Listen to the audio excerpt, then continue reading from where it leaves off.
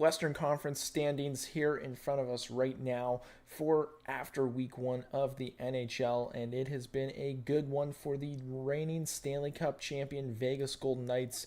They got off to a pretty strong start, starting 3-0, not losing a single game, 2 at home, 1 on the road, +9 differential for goals, 12-4, 3 against. Vancouver, a very shockingly good week. They swept the home-and-home series with the Edmonton Oilers, and we'll talk about them a little bit later in the episode. They looked very good.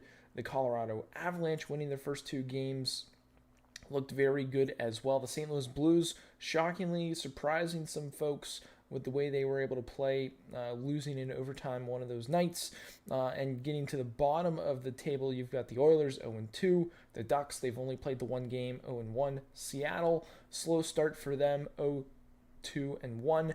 The Blackhawks, they actually got a win opening night with Connor Bedard and company in Pittsburgh, which was a little shocking as the Penguins were all over them in that game, but they were able to find a way to get through it and win that game in Pittsburgh. But overall, I think when it comes to the Western Conference, we've seen pretty much chalk, I think, from the top teams. I think Vancouver's kind of the sneakiest one so far early in this year, and we'll pull up the stats here and talk about them for just a second.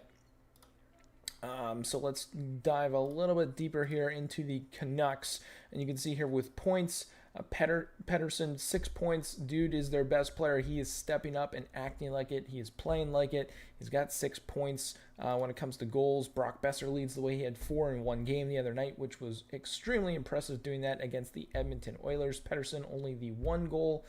Thatcher Demko has looked very good between the pipes. He's got a 1.25 goals against average, with a 9.55 save percentage. And behind him, Casey DeSmith also looks very good. He had a 9.33 as well as a 2.51 goals against average. I'm more concerned when it comes to goaltenders about their actual save percentage for how they play. And anything above a 9.25 I think is very good, and both of these guys are well above that. 9.33 for DeSmith is very promising. On the back end, Quinn Hughes, the captain, leading the way with 4 points for the Vancouver Canucks. Hronek with 2, and then Hirose has 0 points so far for rookies. But overall, I think the Vancouver Canucks have surprised the league, especially doing what they did against the Edmonton Oilers. And let me pull their stats up here.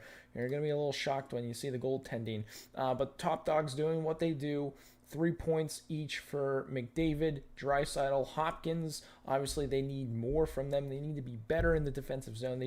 That first game was just absolutely embarrassing. You look at the goaltending stats right here. Stuart Skinner has a 5.33 goals against average. Jack Campbell has a 8.73 goals against average. Save percentage, 750 for each goaltender.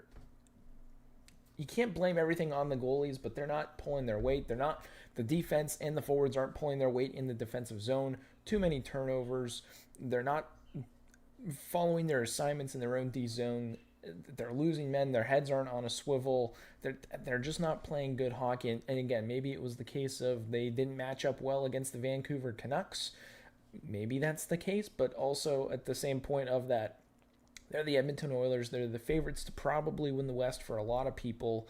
They're a favorite to win the Cup for a lot of people. They're top, I'd say, 6 when it comes to odds to win the Stanley Cup this year.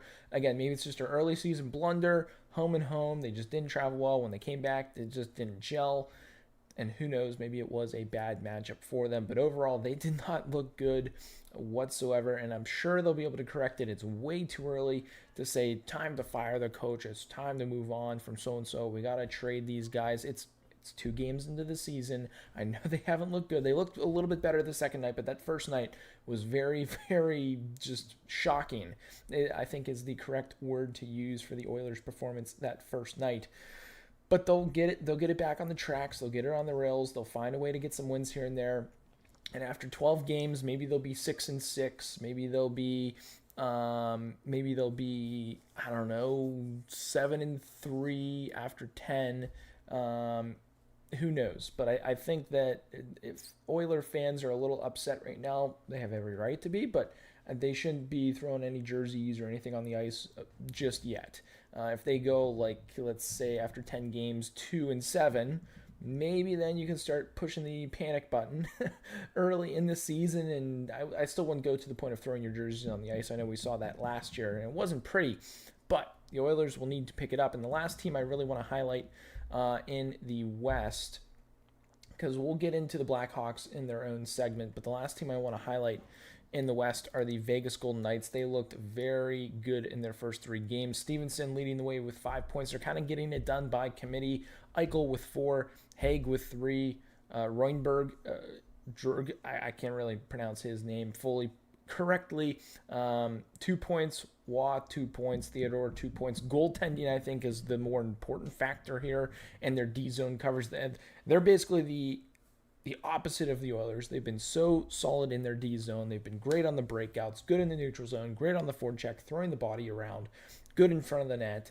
Logan Thompson, Aiden Hill have both been great. You can see their goals against average there, a 1.00 and a 1.01 for Aiden Hill. Save percentage, 9.64 and a 9.57 respectively for each of those guys, as you can see on the screen right there. Defense, Haig leading the way. I think Pietrangelo will slowly work his way up to the top of that. So yeah, I mean, the Vegas Golden Knights getting it done by committee as they did last year, and they'll probably do moving forward with Jack Eichel, Mark Stone, and company. They'll all get buzzing, and that's honestly what you want. You want the full team engaged and involved, and that's exactly what the Golden Knights are doing and will continue to do throughout the season, even with injuries. That's just the way their organization is structured. So really impressed with the Western Conference so far. Obviously, we have our surprises with the Canucks, the Blues. The Coyotes looked very good, even though they've only played 1 game. Winnipeg has definitely surprised me a little bit. Minnesota surprised me for better and worse.